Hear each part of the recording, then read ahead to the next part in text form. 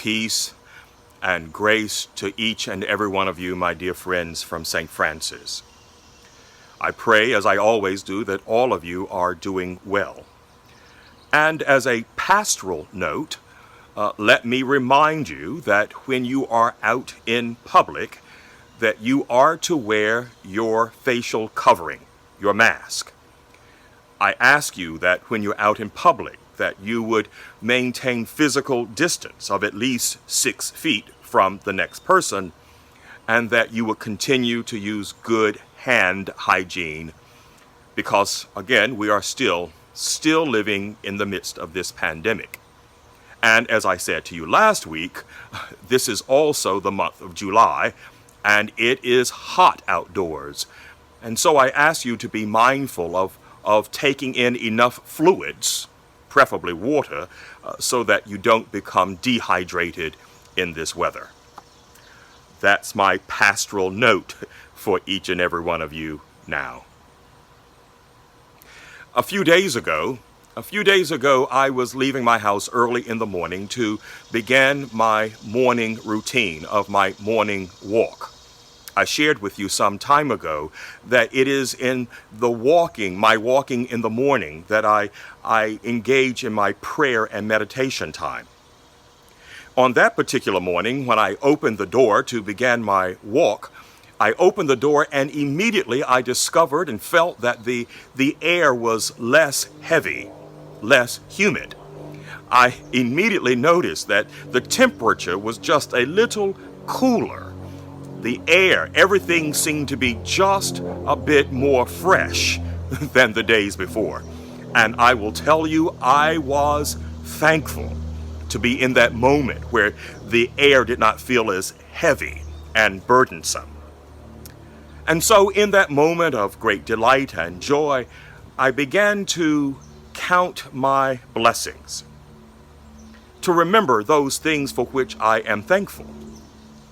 My life, my health, my gracious home, and a wonderful neighborhood, my family, my friends, and my community of faith, all of you at St. Francis.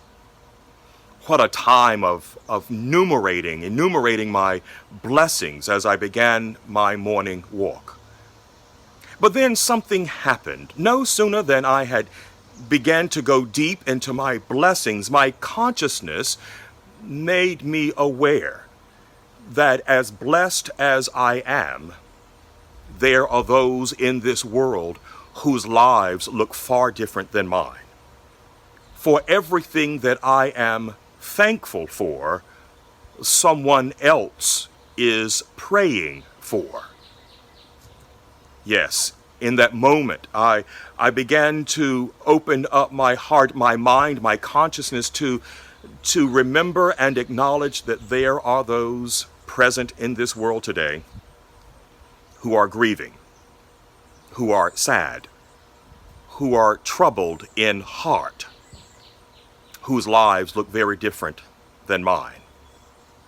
And I felt in that moment this paradox of existence of, on one hand, a life of great thankfulness and blessing, and on the other hand, the reality of a world very different for many other people.